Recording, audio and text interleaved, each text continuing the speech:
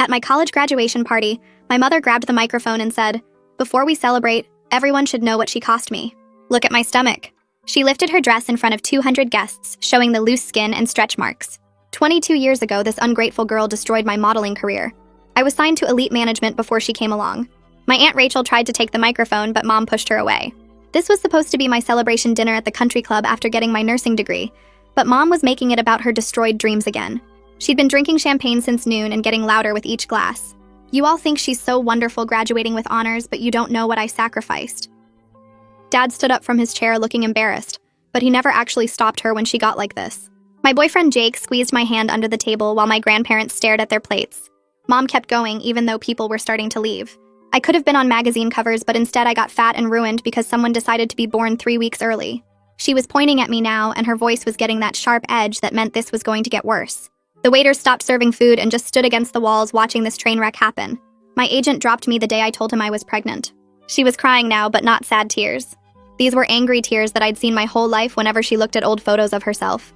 Fashion Week was 2 months away, and I was booked for 8 shows. My little brother Tom, who was 19 and still lived at home, started recording on his phone. Not to post anywhere, but because we'd learned to document Mom's public meltdowns for therapy sessions. You want to know what she really cost me? Mom walked toward my table, still holding the wireless microphone. My friend group from nursing school looked horrified because they'd never seen this side of her. She was usually so charming and perfect when other people were around, saving the real venom for when we were alone. $2 million. That's what my contract was worth over 5 years. She slammed her hand on the table, making the water glasses jump. "I did the math every single year on your birthday." Jake stood up like he was going to say something, but I grabbed his arm because confronting her only made things escalate faster. "That's why you're paying me back starting next month." Everyone went quiet, and even the country club manager who'd been hovering by the door stopped moving. "What are you talking about?" I finally spoke, even though I knew engaging was a mistake. "Your signing bonus from the hospital. $30,000. That goes to me." She pulled papers from her purse and threw them on the table. I picked up the papers and saw they were some kind of contract she'd drawn up herself, not actual legal documents. "You're insane." The words came out before I could stop them. "Insane? I'm a mother who gave up everything. You gotta go to college because I worked 3 jobs after my modeling career died." This was a lie. Dad paid for my college, and she hadn't worked since I was 5. "You live in my house rent-free." Another lie. I'd moved out at 18 and paid for my apartment working nights at the hospital while going to school. "Every gray hair and wrinkle is because of the stress you caused me by ruining my body." She turned to address the whole room again like she was giving a speech. "I never got to travel to Paris or Milan, never got to date Leonardo DiCaprio." People actually laughed at that one, which made her angrier. "He was at the same party as me once in 1999, and my agent said he noticed me." Aunt Rachel tried again to intervene. "Diana, you need to stop this right now." But Mom was on a roll. "She's getting married next year and expects me to pay for it when she still owes me for destroying my life." Jake looked confused because we weren't engaged and hadn't even talked about marriage yet. I found the ring receipt in Jake's car. She smiled like she'd caught us in some crime. $4,000 he spent when that money should go to compensate me. That's when Grandma stood up. She was 83 and barely 5 feet tall, but when she got mad, everyone listened. "Diana Marie Henderson, you stop this nonsense immediately." Grandma's voice cut through Mom's rant like ice. "What modeling contract? You were never signed to Elite. You did 2 local department store shoots for $50 each." Mom's face went white.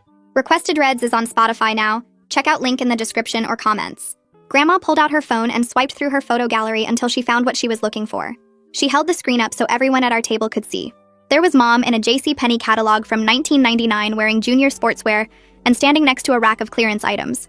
The next photo showed her in Dillard's shoe department modeling discount sneakers. Both shoots were clearly local department store ads, not high fashion modeling. The photos had price tags visible in the background and fluorescent store lighting that washed out everything. Mom looked young and pretty, but she was just a regular model for newspaper inserts, not someone signed to a major agency. Grandma scrolled to show the payment receipts she'd saved. $50 for each shoot, both dated 3 months before I was born. The country club dining room had gone so quiet I could hear the air conditioning humming and someone's fork hitting their plate across the room. My heartbeat pounded in my ears while everyone stared at the evidence on Grandma's phone. Mom's face had gone from white to red and she was breathing hard through her nose. The fake contract she'd thrown at me was still sitting on the table between us, suddenly looking even more ridiculous now that everyone knew the modeling career it referenced never existed. Mom lunged across the table reaching for Grandma's phone, but Dad finally moved. He stepped between them and grabbed Mom's arm, pulling her back. His voice was quiet, but firm when he said we needed to leave right now. Half the guests had already disappeared, probably grateful for an excuse to escape the awkwardness. The other half were staring at their dessert plates like the chocolate mousse was the most interesting thing they'd ever seen. I tried to stand up, but my legs felt wobbly and weak. Jake put his hand under my elbow and helped me get to my feet. My nursing school friends were gathering their purses and whispering to each other.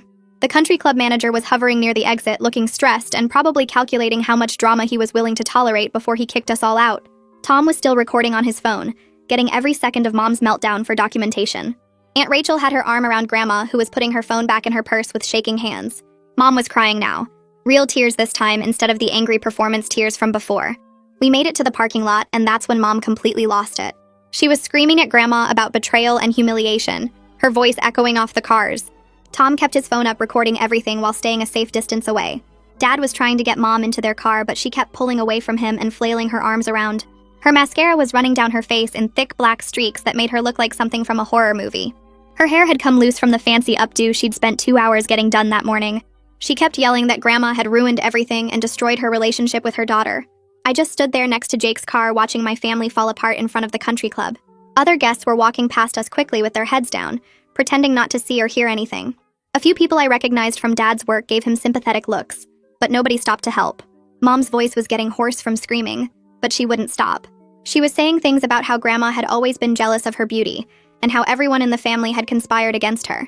Dad finally got her car door open and physically guided her into the passenger seat. She was still yelling when he closed the door and walked around to the driver's side, looking 10 years older than he had at the start of dinner. Jake drove me back to my apartment, and I couldn't stop shaking.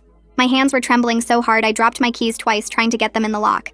Jake took the keys from me gently and opened the door himself. Inside my apartment, everything looked normal and peaceful, which felt wrong somehow after what just happened. Jake guided me to the couch and went to make tea in my kitchen. I sat there staring at the wall, trying to process the last 2 hours.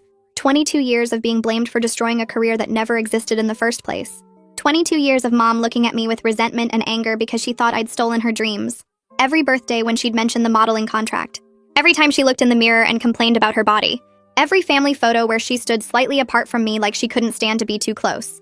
All of it was based on a lie she'd told herself so many times she actually believed it. Jake came back with 2 mugs of chamomile tea and sat down next to me. He didn't try to make me talk or tell me it would be okay. He just sat there being present while I tried to make sense of what I'd learned. I couldn't sleep that night even though I was exhausted. Jake had gone home around midnight after making sure I was okay. I kept thinking about Mom's face when Grandma showed those photos.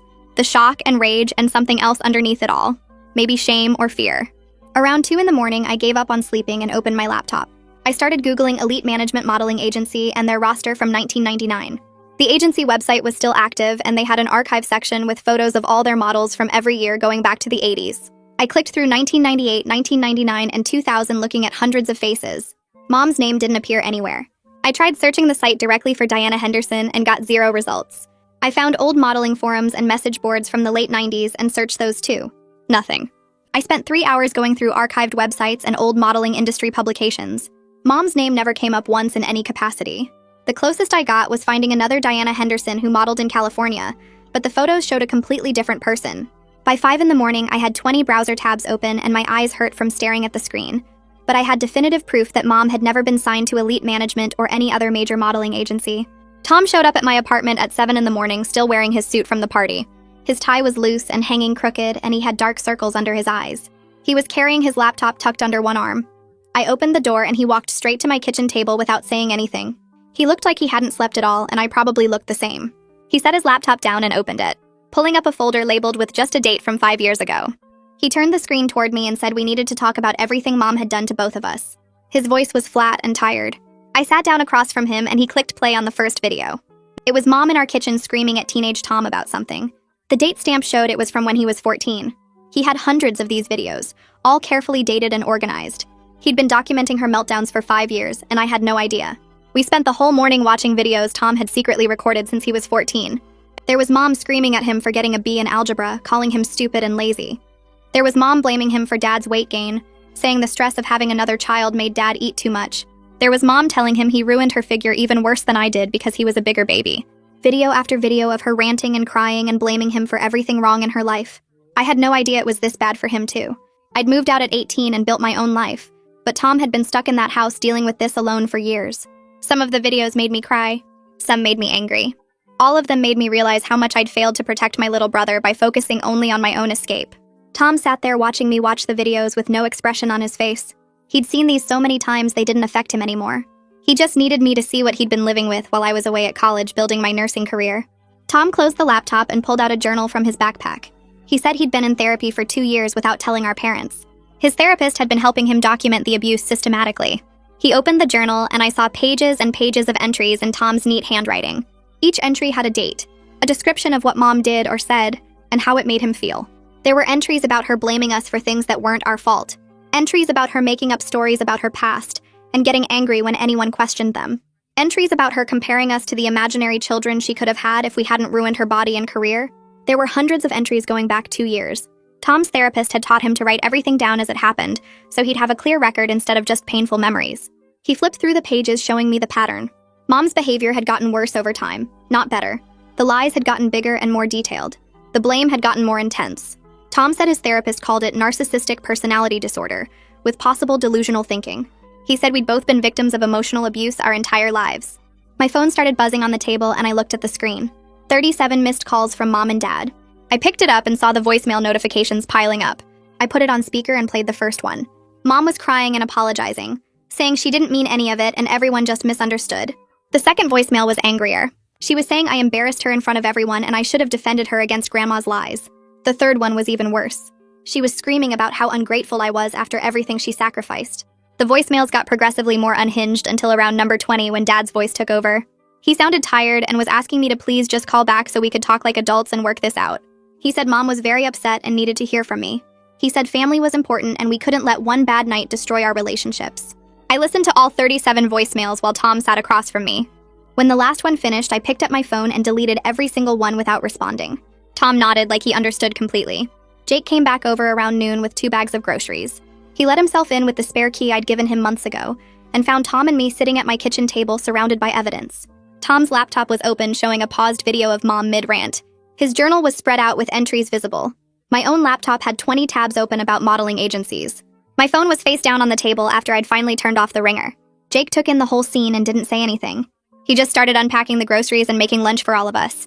He'd brought sandwich stuff and fruit and chips, easy food that didn't require much thought. He didn't say I told you so, even though he'd been gently suggesting for months that Mom's treatment of me wasn't normal. He'd met her a dozen times and seen how she acted. The fake sweetness in public and the little cutting comments when she thought nobody else was listening. He'd asked me careful questions about my childhood and listened when I brushed them off. Now he was just being present and making sure Tom and I ate something because we'd both forgotten food existed. He made 3 turkey sandwiches and brought them to the table with bottles of water. Tom and I ate mechanically while Jake sat with us in supportive silence. Around 2 in the afternoon, my phone started buzzing on the coffee table where I'd left it face down. Jake picked it up and looked at the screen before handing it to me. Aunt Rachel was calling, which was unusual because she normally just texted. I answered and heard her voice sounding steadier than I expected after everything that happened. She asked if I was okay and actually waited for me to answer, instead of jumping in with her own opinions. I told her I was still processing everything, and she said that was completely normal after what Mom put me through at the party. She explained that Grandma was fine but pretty shaken up by the whole confrontation, and was resting at her house. Rachel said she'd wanted to expose Mom's lies for years, but never found the right moment until Grandma just couldn't take it anymore. We talked for almost 20 minutes and she kept checking in on how I was feeling instead of making excuses for Mom's behavior. Before we hung up, she told me to call her anytime I needed to talk and that she was proud of me for graduating despite everything Mom had put me through. After the call ended, I felt this weird mix of relief and sadness because it was nice having an adult in my family actually care about my feelings. Monday morning came too fast and I had to get ready for my first real shift at the hospital as an official nurse instead of a student. I stood in my bathroom brushing my teeth and staring at my reflection, wondering if Mom would actually show up and cause a scene. My hands were shaking as I put on my scrubs, and I kept checking my phone for messages, even though I knew I shouldn't engage with her. Jake had stayed over Sunday night and he made me breakfast before I left, but I could barely eat anything. The drive to the hospital took 15 minutes, and I spent the whole time rehearsing what I would say to my supervisor about the family situation. When I got to the nurse's station, my supervisor Linda was already there reviewing patient charts. I asked if I could talk to her privately for a minute, and we stepped into the break room. I explained as calmly as I could that there was some family drama happening, and my mother might try to contact me at work. Linda didn't ask for details, which I appreciated, and just said to let her know immediately if there were any problems. She also reminded me that hospital security was very good at handling situations like this, if it became necessary. I thanked her and tried to focus on my actual job for the rest of the shift. Mom didn't show up in person, but around 10 that morning, the main reception desk called up to our floor. The receptionist said someone claiming to be my mother had called asking to be transferred to me directly. I told the receptionist that personal calls weren't allowed during my shift, unless it was a genuine emergency. About an hour later, reception called again saying the same woman had called back, then again at noon, and once more at 2. By the fourth call, the receptionist sounded annoyed and told me she'd informed the caller that personal calls required emergency status. Apparently, Mom claimed it was an emergency, but when pressed, couldn't explain what the actual emergency was. The receptionist said she'd blocked the number from calling the main line again and logged it in case there were future issues. I felt embarrassed that Mom was already causing problems at my new job, but also grateful that the hospital staff was taking it seriously. My phone buzzed during my break and I saw a text from Tom. He said Mom had completely lost it when he got home from my apartment Sunday night. She'd demanded his phone so she could delete all the videos he'd recorded, but he refused to give it to her.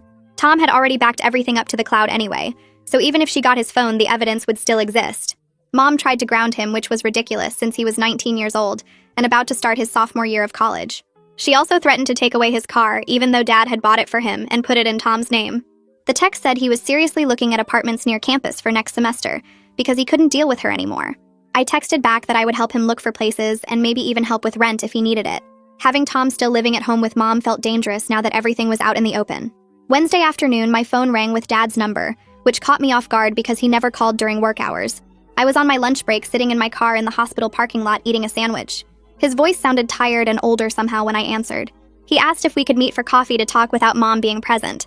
I felt suspicious immediately because Dad usually went along with whatever Mom wanted, and I couldn't figure out his angle. But I was also curious about what he'd say when she wasn't controlling the conversation.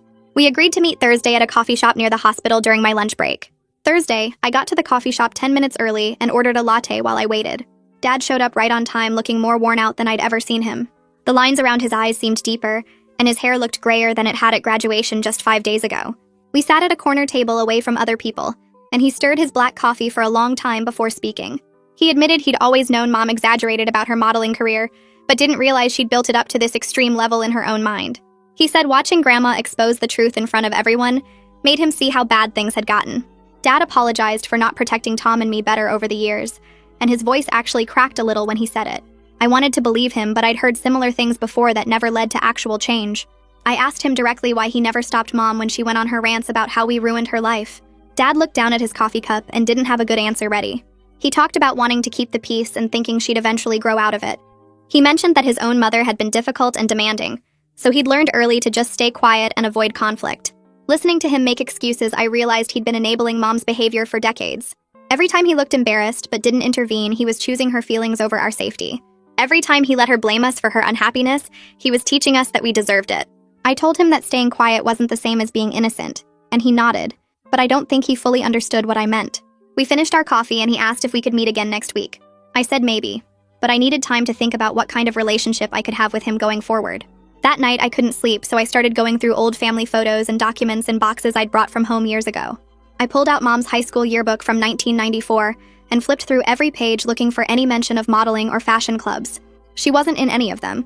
The only club she'd been part of was drama club sophomore year, and she wasn't even in any of the production photos. I found her college transcripts from the community college she'd attended for one semester before dropping out. She'd taken basic courses like English and math and gotten mostly C's. Nothing about fashion or modeling or anything that supported her stories. I kept digging through papers and found old tax returns from the years after I was born. No income listed for modeling work or any kind of entertainment industry employment. Dad's income was listed, but Mom's section was blank year after year. Every piece of evidence I found proved that the career she'd blamed me for destroying had never existed in the first place. Friday evening, Grandma showed up at my apartment carrying 2 big boxes of old family photos and papers. She said she'd been waiting for the right time to show me the truth about Mom's past, and now seemed like that moment. We spread everything out on my living room floor and spent hours going through it while Grandma told me stories. She showed me photos of Mom as a teenager looking normal and pretty, but not like someone being scouted by modeling agencies. There were pictures from Mom's brief time in community college where she looked happy and regular. Grandma pointed out that in all the family photos from the late 90s, Mom was already creating dramatic stories about missed opportunities and people who'd wronged her. She explained that Mom had always been dramatic and attention-seeking even as a child, but it wasn't harmful back then. After Grandma left around 10 that night, I sat surrounded by evidence of who my mother really was, versus who she'd told me she was my entire life. Grandma came back Saturday morning with coffee and bagels, and we continued going through the boxes. She explained that Mom's behavior got significantly worse after she had me. The pregnancy had been difficult, and Mom gained 60 pounds, which was normal, but she fixated on it. Instead of accepting that her body had changed like most women's bodies do after having a baby, she started creating this fantasy about a stolen modeling career. Grandma said she tried to get Mom into therapy back then, but Mom refused and got angry at the suggestion. Over the years, the fantasy grew bigger and more detailed until Mom seemed to actually believe it herself. Grandma showed me the actual modeling portfolio Mom had put together in 1999. It contained exactly 4 photos. The 2 department store shoots Grandma had mentioned at the party. 1 basic headshot that looked like it came from Sears Portrait Studio. And 1 photo from a local car show where Mom was standing next to a red Corvette wearing jeans and a tank top. That was it. That was the entire modeling career she'd been talking about for 22 years. 4 photos and 2 $50 paychecks.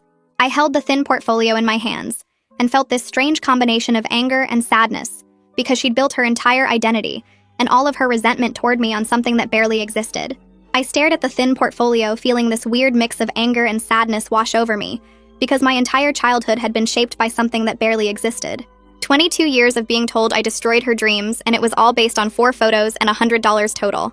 Grandma packed up the boxes and hugged me before she left, telling me she was proud of me for finally seeing the truth. I couldn't sleep that night, so I just sat on my couch looking at those 4 photos over and over, trying to understand how someone builds an entire identity around nothing. Tom showed up at my apartment the next afternoon, still wearing his work uniform from the grocery store where he had a summer job. He looked exhausted and dropped onto my couch without even saying hello first.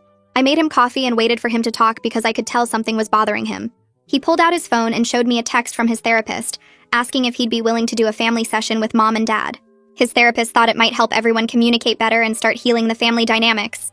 Tom laughed when he read it out loud, and it wasn't a happy laugh. He said there was no way Mom would ever agree to therapy, because that would mean admitting she had a problem. I agreed with him, but part of me wondered if the graduation party disaster had shaken her enough to consider it. Tom shook his head and told me he'd already made his decision about something else. He was moving out for fall semester, and he'd been saving money from his grocery store job specifically, so Mom couldn't use finances to control him. He had almost $3,000 saved up, and his roommate situation was already arranged. I felt proud of him and guilty at the same time, because I'd escaped to my own apartment years ago, but left him alone in that house. Tom said he wasn't mad at me for leaving and that he understood I had to save myself first. We talked for 2 hours about his plans and how he was going to tell Mom and Dad. He decided to wait until mid-August, right before move-in day, so she'd have less time to sabotage his plans or guilt trip him into staying. My phone rang 2 days later from a number I didn't recognize with my area code. I almost didn't answer because I thought it might be Mom calling from someone else's phone to get around me ignoring her calls. But something made me pick up, and a woman's voice introduced herself as Jake's mom. She said Jake had told her what happened at my graduation party, and she wanted to reach out directly. I felt embarrassed that Jake's family knew about my disaster of a mother, but she was really kind about it. She explained that she was a family law attorney, and her practice focused on cases involving parental abuse and financial exploitation. She'd seen situations like mine before, and wanted me to know I had options for protecting myself legally. She offered to review the fake contract Mom had drawn up, demanding my signing bonus if I wanted to send her photos of it. I thanked her and said I'd think about it. But honestly, I was overwhelmed by the idea of involving lawyers. After we hung up, Jake texted me asking if his mom had called and if I was okay with him telling her what happened. I told him it was fine and that his mom seemed really nice. He said she'd been wanting to help since he told her about the country club incident, and she dealt with narcissistic parents in her cases all the time. That night, I pulled out the fake contract Mom had thrown on the table at the party. I'd shoved it in my desk drawer and tried to forget about it, but now I looked at it more carefully. It was typed up on regular computer paper and had places for signatures at the bottom. The language was ridiculous and not even close to real legal writing. It basically said I owed Mom $2 million for destroying her modeling career, and that my hospital signing bonus would be the first payment toward this debt. There were clauses about future payments and interest rates and penalties if I refused to pay. I took photos of all 3 pages and texted them to Jake asking for his mom's email address. He sent it right away, and I forwarded the photos before I could change my mind. I felt nervous involving someone I'd never met in my family problems, but I also felt relieved that maybe someone who understood the law could tell me if I needed to worry about this insane document. Jake's mom called me back in less than an hour, and I could hear her laughing before she even started talking. She said the contract was completely unenforceable and had no legal standing whatsoever. She explained that you can't just make up debts that don't exist and demand payment through a homemade contract. She said if Mom actually tried to pursue this through any legal channels, she could face consequences for attempted fraud or extortion. I felt this huge weight lift off my shoulders because part of me had been worried that somehow Mom could actually force me to give her my signing bonus. Jake's mom said she'd be happy to write a formal letter explaining why the contract was invalid if I needed documentation. She also suggested I might want to consider other legal protections depending on how Mom behaved going forward. I thanked her about 10 times, and she told me to call her anytime if I had questions, or if Mom escalated her behavior. Going to work at the hospital became my favorite part of each day, because Mom couldn't reach me there, and I was actually good at my job. The patients liked me, and my coworkers were friendly and normal. Nobody screamed about destroyed modeling careers or demanded money I didn't owe them. It was just regular work where I helped people and felt useful. My supervisor noticed I seemed stressed during my second week and pulled me aside during lunch break. She asked if everything was okay at home, and I gave her a brief version of the graduation party situation. She was really understanding and told me about the hospital's employee assistance program that included free counseling sessions for staff members. She said a lot of nurses use the program because healthcare work was stressful and sometimes personal life got complicated too. She gave me a card with the contact information and said I put the card in my locker and thought about it for the rest of my shift. I called the employee assistance program number the next morning and got scheduled with a therapist named Maeve Harding for the following week.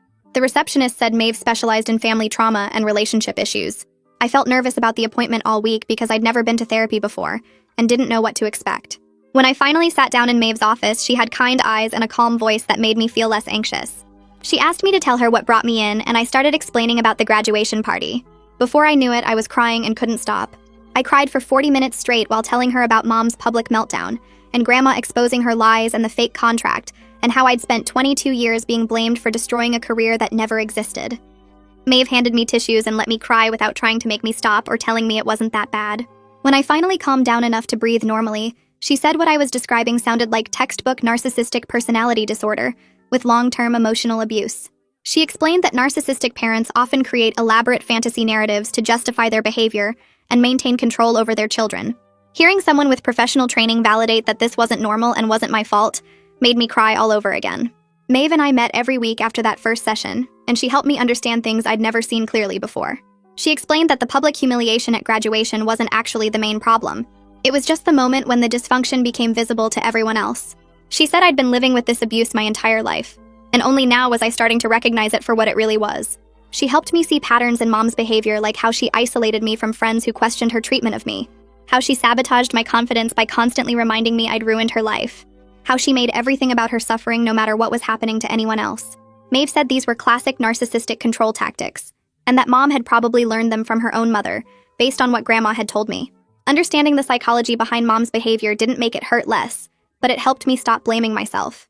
I started to realize that nothing I'd ever done could have prevented Mom from acting this way, because the problem was inside her, not because of anything I did by being born. Tom showed up at my apartment late one night around 11 without texting first. I opened the door and he looked terrible, like he'd been crying for hours. He came inside and sat on my couch and just stared at the wall for a few minutes.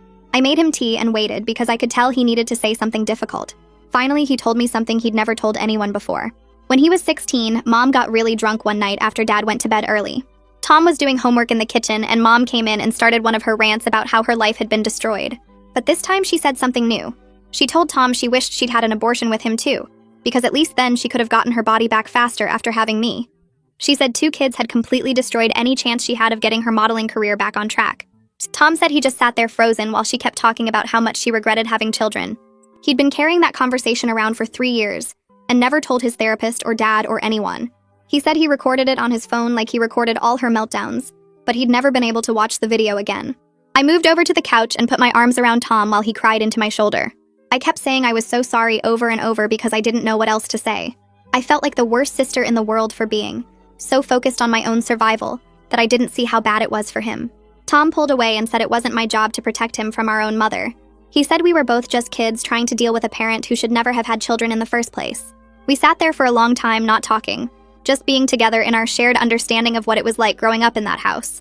Before Tom left, we made a pact to support each other going forward no matter what happened with Mom and Dad. We promised to be honest with each other about how we were doing, and to not let Mom's manipulation drive us apart.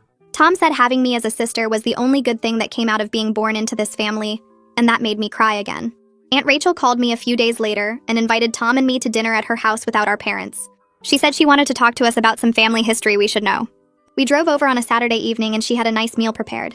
After we ate, she brought out old photo albums and started telling us stories about growing up with Diana. She explained that their mother, who was our other grandmother, had died when I was 3, so I barely remembered her. Rachel said their mother was also narcissistic and emotionally abusive, just like Mom was now. She told us about how Grandma would fly into rages over nothing and blame her daughters for ruining her life. She said Diana had learned these patterns from their mother and was now repeating them with Tom and me. Rachel showed us photos of their mother looking angry in almost every picture, even at family celebrations. She said she'd spent years in therapy dealing with the damage from her childhood, and that's why she'd kept some distance from Diana as an adult. She could see the same patterns emerging and didn't want to enable them or expose her own kids to that toxicity. Learning about the generational trauma helped me understand where Mom's behavior came from, but Rachel was clear that understanding wasn't the same as excusing it. She said Diana had choices about how to treat her own children, and she'd chosen to continue the cycle of abuse instead of breaking it. Rachel hugged us both before we left and told us to call her anytime we needed someone to talk to, who understood what Diana was really like. She said she'd been waiting years for Tom and me to be old enough to see the truth about our mother, instead of believing all her stories. The drive back to my apartment felt different because now I understood that Mom's behavior wasn't just about me or Tom, but was part of a pattern that went back generations. Jake asked if I was okay, and I told him I felt like I'd been given permission to protect myself without feeling guilty about it. Rachel's support meant everything because she knew exactly what growing up with someone like Diana was like, and she'd gotten out. I worked a 12-hour shift at the hospital 3 days later and was checking vitals on a patient in the cardiac unit when my supervisor appeared in the doorway looking uncomfortable.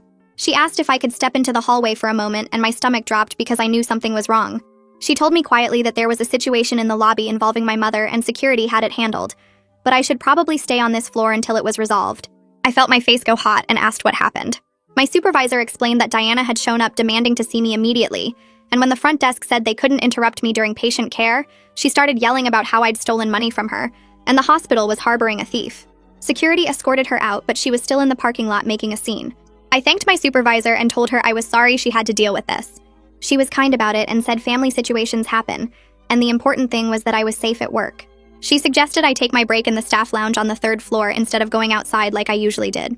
I went straight to the supply closet on the cardiac floor instead, and sat on the floor between boxes of gauze and medical tape trying to breathe normally. My hands were shaking and I could feel a panic attack coming on because Mom had found a way to invade the one place I felt competent and in control. I pulled out my phone and texted Tom what happened, and he responded immediately saying he was documenting everything and we needed to talk to a lawyer soon. Jake called during his lunch break and I told him what happened while sitting in that supply closet. He offered to come pick me up early, but I said no, because I wasn't going to let Mom make me leave work. I finished my shift, but I felt jumpy every time someone walked past me in the hallway. Josephina from HR called me into her office first thing the next morning. She was probably in her 50s with kind eyes, but her voice was all business when she asked me to sit down. She said the hospital took employee safety very seriously, and they needed to understand what was happening with my family situation.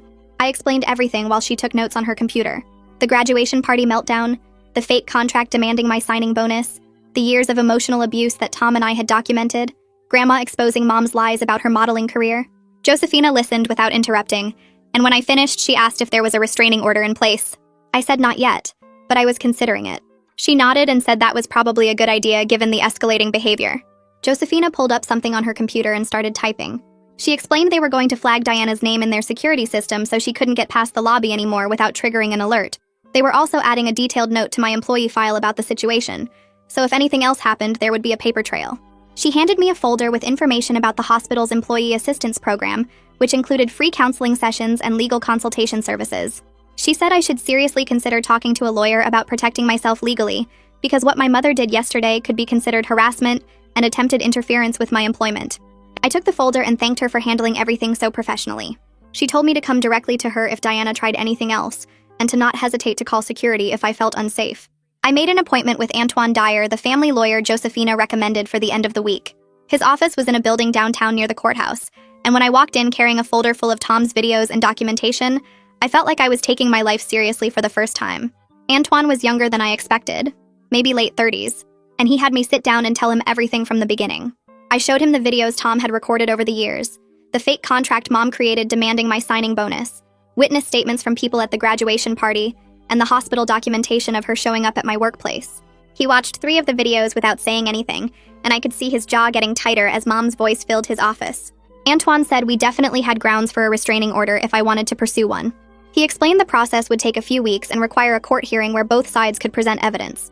He also suggested documenting everything going forward because based on the pattern he was seeing, Mom would likely escalate further before she backed down. He asked if Tom would be willing to testify if it came to that, and I said yes. Antoine told me to think about whether I was ready to take this legal step, because once we filed, there would be no going back, and it would probably make Mom angrier in the short term. I told him I'd talk to Tom and Jake and get back to him within a week. He said that was fine and to call him immediately if Mom did anything else threatening or showed up at my work again. Dad called me that evening, and his voice sounded strained when he asked if we could please just have dinner as a family and talk things through like adults. I sat on my couch staring at my phone and told him I would consider it only if Mom agreed to 3 conditions. She had to acknowledge that the modeling career was exaggerated, and she was never signed to elite management. She had to apologize publicly for humiliating me at my graduation party in front of 200 people. and she had to agree to start family therapy with a licensed professional. Dad was quiet for a long time and then said he would talk to her about it. I told him those conditions were non-negotiable, and if she refused even one of them, I wasn't interested in having dinner or any other family gathering. He said he understood and would call me back in a couple days. Dad called back 2 days later, and I could tell from his voice what the answer was before he said anything. Mom refused all 3 conditions. She was claiming that Grandma had lied about the modeling photos because she was jealous of Diana's beauty and success. She said I was manipulated by Jake's family who wanted to turn me against her, so they could control me. And she was now saying that I was the narcissist and she was the victim of my cruel treatment. Dad sounded exhausted when he repeated all this, and asked if there was any way I could be flexible on the conditions. I told him no, and that I was done trying to have a relationship with someone who couldn't acknowledge basic facts about reality. He started to argue, but I cut him off and said I had to go. After I hung up, I texted Tom that we needed to move forward with the restraining order. Tom moved into an apartment near his college campus 3 weeks earlier than he'd originally planned. He found 2 roommates through a campus housing board and signed the lease using money he'd saved from his summer job at the grocery store. Mom found out where the apartment was somehow and showed up on moving day screaming about betrayal through the front door. Tom's roommate opened the door and Mom pushed past him into the living room, demanding to know why her son was abandoning her. Tom stood there holding a box of his stuff and told her calmly to leave or he would call the police. She started crying and saying he was breaking her heart just like I had broken it. One of Tom's roommates stepped forward and said very clearly that she needed to leave the property immediately or they would call the cops. Mom looked around at the 3 of them and must have realized she wasn't going to win this one because she left still yelling about ungrateful children. Tom texted me an hour later saying he felt free for the first time in his entire life. My first session with Maeve the therapist turned into weekly appointments because there was so much to process. She helped me see patterns I'd never recognized before. How Mom isolated me from friends who questioned her behavior by making me feel guilty for spending time away from family. How she sabotaged my confidence by constantly pointing out my flaws while praising herself. How she made everything about her suffering, so I learned to minimize my own feelings and needs. Maeve showed me examples from my own stories of how Mom would twist situations to make herself the victim, even when she was clearly the aggressor. I felt angry at myself for not seeing it sooner, but Maeve said that was normal because children are programmed to trust their parents, and it takes years to recognize abuse when it comes from someone who's supposed to love you. Josephina called me into her office again a week later, and my stomach dropped because I assumed Mom had done something else. I walked in expecting bad news, but Josephina was almost smiling when she told me to sit down. She said Mom had called the hospital administrator directly claiming I had stolen money from her and demanding my signing bonus be given to her instead of me. The administrator had apparently laughed and told her that wasn't how employment contracts worked, and if she called again, they would consider it harassment. Josephina said they were documenting this call along with everything else, and it actually strengthened my case if I decided to pursue legal action. I sat there feeling a weird mix of relief that the administrator had shut Mom down and horror that she was still trying to sabotage my job and my money. Josephina told me this behavior showed clear escalation, and I should really consider that restraining order sooner rather than later. I walked straight from Josephina's office to my car and sat there shaking for 5 minutes before I could even put the key in the ignition. Mom calling the hospital administrator to try to get my signing bonus redirected to her was beyond anything I'd imagined she would do. She wasn't just embarrassing me at family events anymore. She was actively trying to sabotage my career and steal my money. I pulled out my phone and found the business card Antoine had given me weeks ago when Josephina first suggested I might need legal protection. My hands were still trembling as I dialed his number. He answered on the second ring, and I told him everything that had just happened. Antoine listened without interrupting, and when I finished, he said we had more than enough evidence now for a restraining order.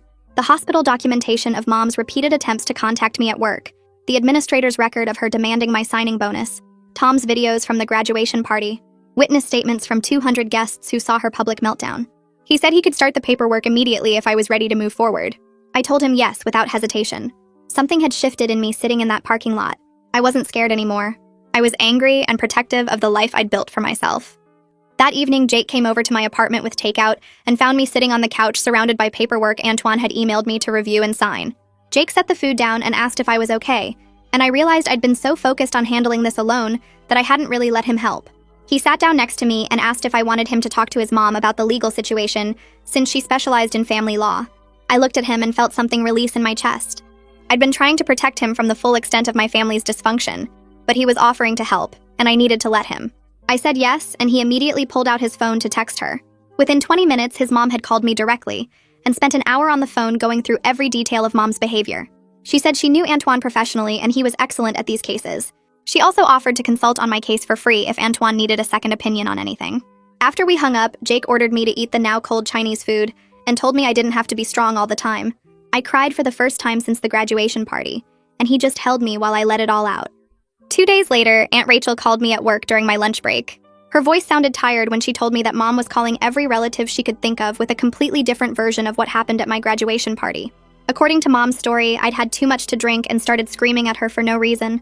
Then Grandma had joined in to gang up on her, and now I was trying to destroy her reputation over a simple misunderstanding. Rachel said some of the relatives who hadn't been at the party were believing Mom's version because they'd never seen her dark side. But Rachel was calling everyone back and setting the record straight with anyone who would listen. She was telling them about the fake contract demanding my signing bonus, about Mom showing up at the hospital, about the 22 years of blaming me for a modeling career that never existed. Rachel said the family was splitting into sides and it was getting ugly, but she wanted me to know she had my back no matter what. I thanked her and told her I was pursuing a restraining order. There was a long pause, and then Rachel said she thought that was probably the healthiest thing I could do for myself. She said she'd wished she'd done the same thing with their mother years ago before she died. That night, I opened my email and found a long message from Grandma with the subject line, "Family History You Should Know." I made myself a cup of tea and settled in to read it. Grandma explained that Mom's father, my grandfather, who died of a heart attack 2 years before I was born, had been a severe alcoholic who raged at everyone in the house. He would come home drunk and scream at Grandma and the girls for hours about how they'd ruined his life and trapped him in a boring job when he could have been something important. Mom and Rachel grew up walking on eggshells, never knowing what would set him off.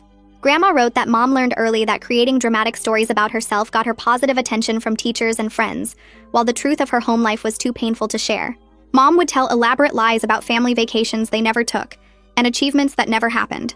After her father died, Mom seemed to get worse instead of better. She started blaming other people for everything wrong in her life, instead of dealing with her own pain and trauma. Grandma said she'd watched Mom use this pattern for 40 years, and it had destroyed most of her relationships. She'd tried to get Mom into therapy dozens of times, but Mom always refused because that would mean admitting something was wrong with her. Grandma ended the email by saying she loved her daughter, but she also knew Mom had hurt me deeply, and I had every right to protect myself. I brought Grandma's email to my therapy session with Maeve the next week. Maeve read it carefully, and then looked at me and asked how I felt learning this family history. I told her it helped me understand why Mom was the way she was, but I wasn't sure what to do with that understanding. Maeve nodded and said something that stuck with me. She said understanding where someone's damage comes from doesn't mean you have to accept their abuse.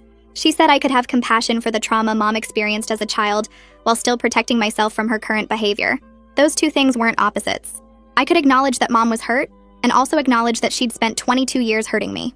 Maeve said this concept was hard for a lot of people to grasp because we're taught that understanding someone means forgiving them and staying in relationship with them. But actually, the healthiest thing is often to understand why someone is harmful and then create distance from them anyway. This felt huge to me. I'd been carrying guilt about not being more sympathetic to whatever Mom had gone through, but Maeve was giving me permission to protect myself regardless of Mom's past pain. 3 weeks after I'd met with Antoine, he called to tell me the restraining order hearing was scheduled for 6 weeks after the graduation party incident. He spent an hour on the phone preparing me for what to expect. He said Mom would likely show up with her own lawyer and her own story painting herself as a victim. He warned me that she might cry and play to the judge's sympathy, but he also said our evidence was extremely strong. We had the hospital documentation from Josephina showing multiple attempts by Mom to contact me at work, and her call to the administrator demanding my signing bonus. We had Tom's videos from the graduation party and years of other recorded incidents. We had witness statements from people at the party, including the country club manager. We had the fake contract Mom had drawn up. Antoine said judges see through narcissistic behavior patterns pretty quickly, especially when there's this much documentation. He told me to stay calm during the hearing and just answer questions honestly. He said this wasn't about punishing Mom or getting revenge. It was about establishing legal boundaries to protect my safety and peace of mind going forward. The night before the hearing, Dad called me and I almost didn't answer. When I did pick up, he was crying. So hard I could barely understand him.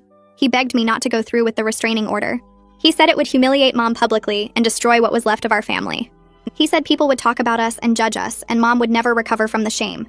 I listened to him cry for a few minutes, and then I said something I'd been thinking about for weeks. I told him Mom had destroyed our family herself over the course of 22 years of emotional abuse and manipulation. I told him I was just protecting myself now. And if that caused her shame, maybe she should have thought about that before she spent 2 decades blaming me for ruining her imaginary modeling career. I told him he'd enabled her behavior by never standing up to her, and now he was trying to enable it again by asking me to sacrifice my well-being for her comfort. Dad went completely silent. After a long pause, he said he didn't know what to say to that. I told him he didn't need to say anything, but I was going to the hearing tomorrow, and I was getting that restraining order. Then I hung up before he could argue anymore. I barely slept that night. I kept playing out different scenarios in my head of what might happen at the courthouse. Jake stayed over and kept reminding me that I had people on my side, and I wasn't doing this alone. Tom had already confirmed he was coming as a witness, and he'd prepared a statement about years of similar behavior from Mom. Jake was coming for support even though he couldn't testify since he'd only known our family for 8 months. Aunt Rachel and Grandma were both planning to be there. Antoine had told me that having family members willing to testify against Mom would be powerful for the judge to see. I got up at 5 in the morning and tried to eat breakfast, but my stomach was in knots. Jake made me toast and sat with me while I picked at it. He reminded me what Antoine had said. This wasn't about punishing Mom.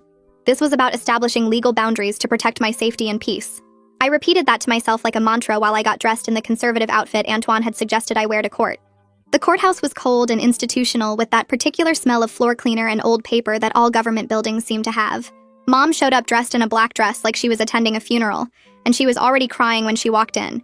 She'd brought Dad and 2 family friends who I recognized from church, but who hadn't been at my graduation party.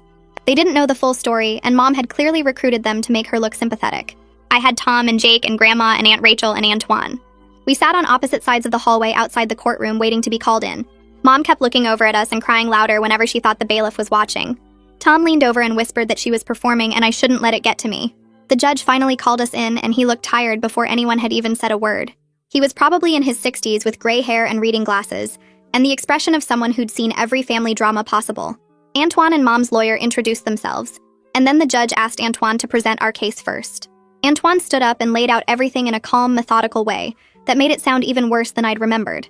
He started with the graduation party incident, describing how Mom had grabbed the microphone at my celebration dinner and publicly humiliated me in front of 200 guests by claiming I'd destroyed her modeling career and demanding I pay her back with my signing bonus. He presented witness statements from 5 people who'd been at the party, including the country club manager. Then he moved to the hospital harassment, showing the documentation from Josephina about Mom's repeated attempts to contact me at work, including calling 4 times in one day. And finally calling the hospital administrator directly to demand my signing bonus be given to her instead of me. He showed the judge the fake contract Mom had drawn up with no legal basis demanding $30,000. Then he called Tom to testify. Tom walked up to the witness stand looking nervous but determined. He told the judge about growing up with Mom's constant emotional abuse and blame. He described how she'd told him when he was 16 that she wished she'd had an abortion so she could have gotten her body back faster.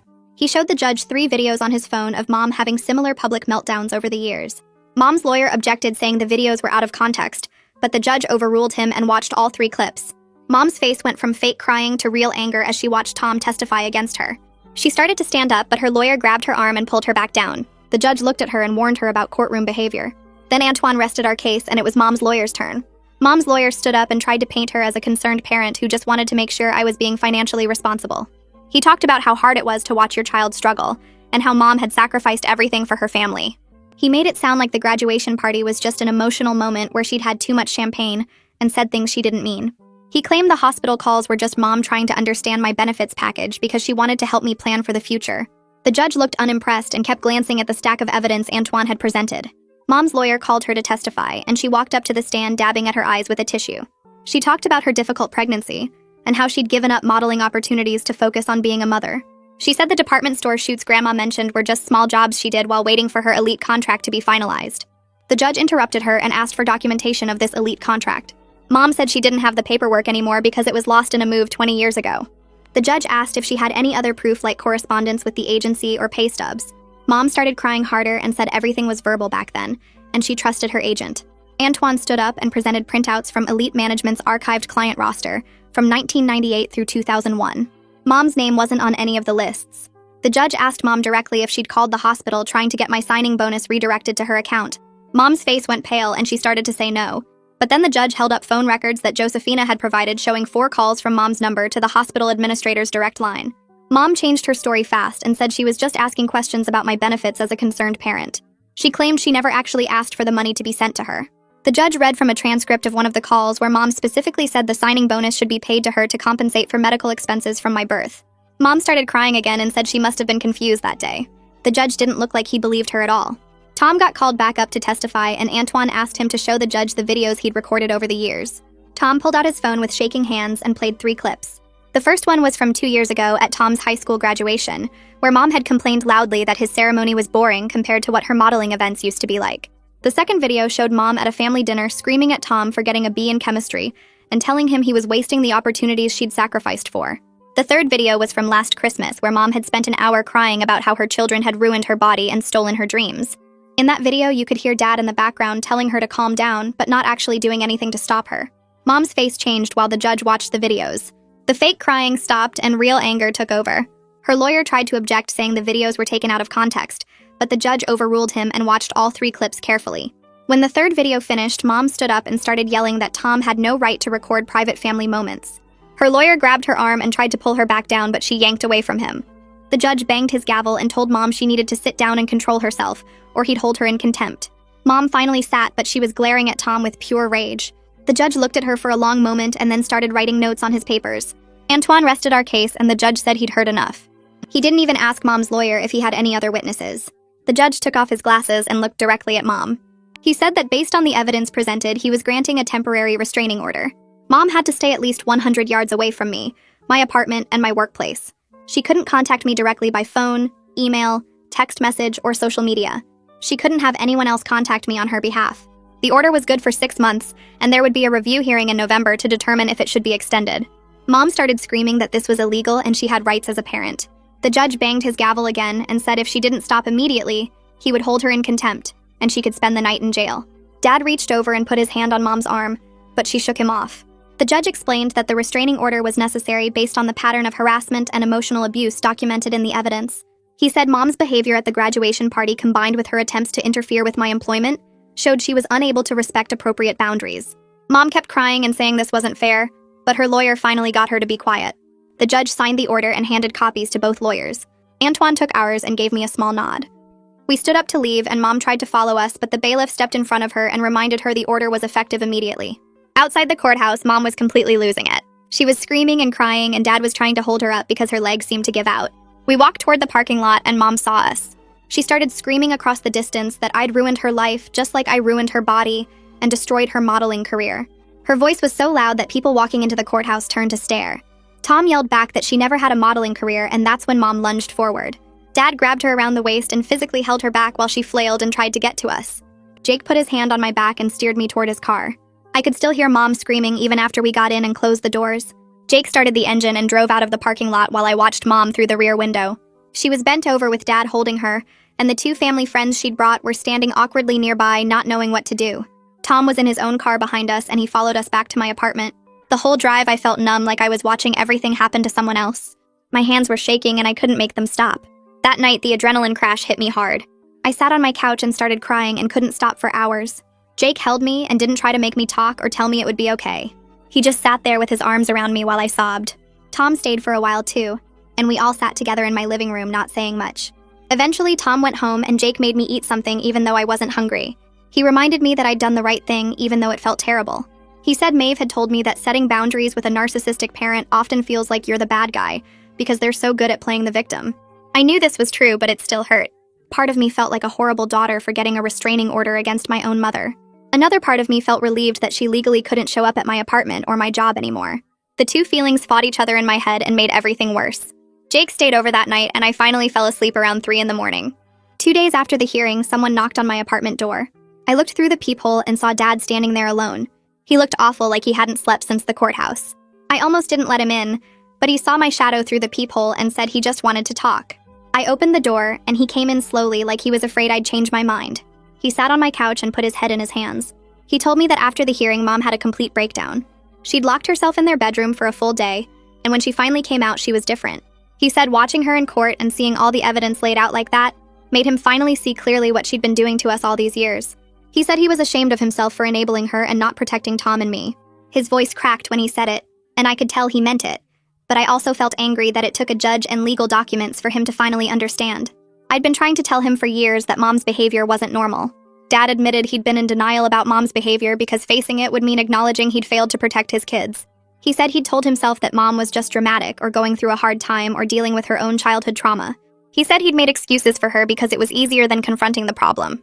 He told me he was moving into the guest room and he'd told Mom she had to start therapy, or he was filing for separation. He said he couldn't keep pretending everything was fine when his daughter had to get a restraining order to feel safe. I wanted to believe him, but I was cautious. Dad had promised to stand up to Mom before and never followed through. He'd say he would talk to her or set boundaries, and then a week later everything would go back to normal. I told him I appreciated what he was saying, but I needed to see his actions match his words over time. He nodded and said he understood. He asked if he could hug me, and I let him. He held on for a long time and I could feel him shaking. When he left, I felt confused about whether this was real change or just another temporary reaction. Tom and I met for coffee 3 days later at a place near campus. We sat outside even though it was hot because we both needed the noise of traffic and other people around us. Tom was more skeptical than I was about Dad's sudden revelation. He said Dad was probably just reacting to the legal consequences and the public embarrassment rather than truly understanding the problem. Tom reminded me that Dad had seen Mom's behavior for years and never did anything about it until a judge forced his hand. We talked about how weird it felt to have other people finally see what we'd been living with. The videos Tom showed in court were just a tiny sample of what Mom had put us through, but they were enough for the judge to understand. We agreed to maintain our boundaries with both parents and see if Dad's actions matched his words over time. Tom said he was definitely not going back to live at home even if Dad promised things would be different. He'd already signed a lease for next semester and he was working extra hours at his summer job to make sure he could afford it without any help from them. I told him I was proud of him and he said the same thing to me. 3 weeks after the restraining order was put in place, I got a letter delivered to my apartment. It came from Mom's lawyer's office, which meant she was following the rules about not contacting me directly. I sat on my couch staring at the envelope for 10 minutes before I opened it. The letter was 2 pages long in Mom's handwriting.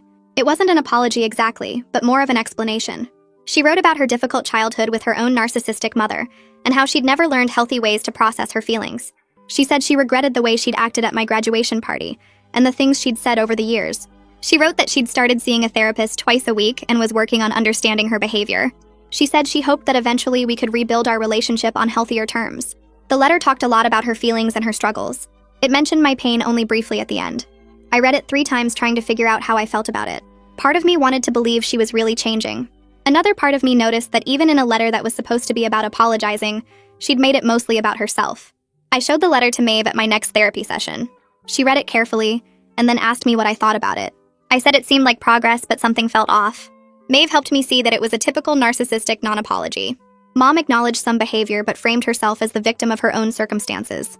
She talked about her difficult childhood and her therapy as if those things explained away the damage she'd caused. She said she regretted things, but didn't actually take full responsibility for them.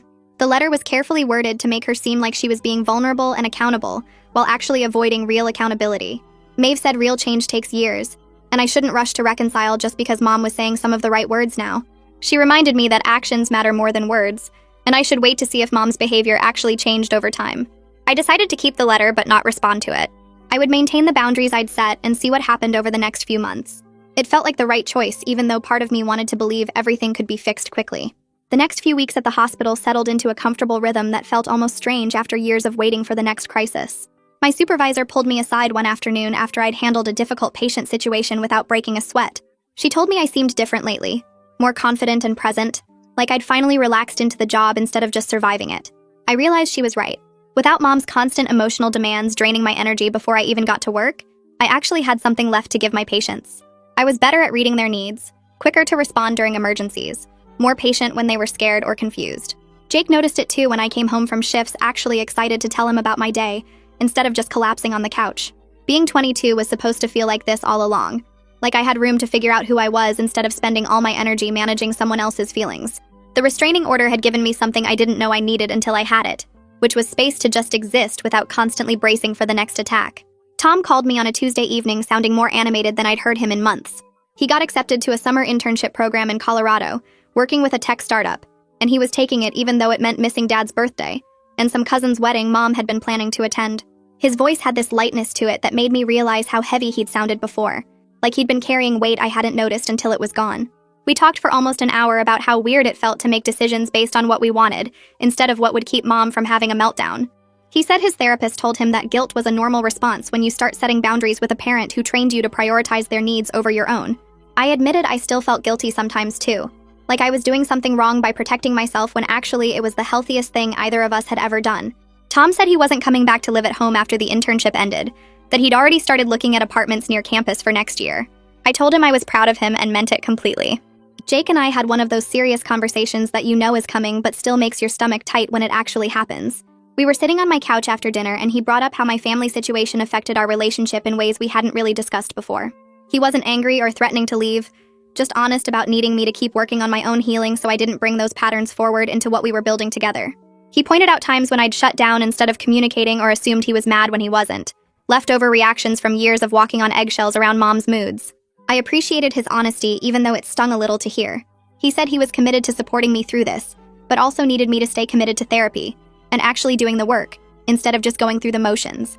That conversation motivated me to be more consistent with my appointments with Maeve, and more willing to dig into the uncomfortable stuff instead of skating around it. 4 months after the graduation party, I sat in my apartment on a Saturday morning with coffee and actual silence. The restraining order was still in place, and I'd already decided to request an extension at the review hearing next month. Mom was apparently going to therapy according to Dad's occasional updates, but I wasn't ready to test whether she'd actually changed or just learned better ways to manipulate. Tom was thriving at his internship based on his excited texts about the projects he was working on. Dad was supposedly figuring out his own issues, though I remained cautious about his follow-through. I was learning that healing from this kind of family damage didn't have a neat timeline, or a moment where everything suddenly felt fixed. Some days were still hard, and I caught myself falling into old thought patterns, hearing Mom's voice in my head telling me I was selfish or ungrateful. But I had space now to recognize those thoughts for what they were, which was her programming and not actual truth. I was building a life that felt like mine instead of a reaction to her demands. I had work I was good at, a relationship with someone who actually supported me, a brother who was finding his own path, and friends who knew the real story instead of the perfect family image Mom always insisted we project. That felt like enough for right now, which was all I could really ask for.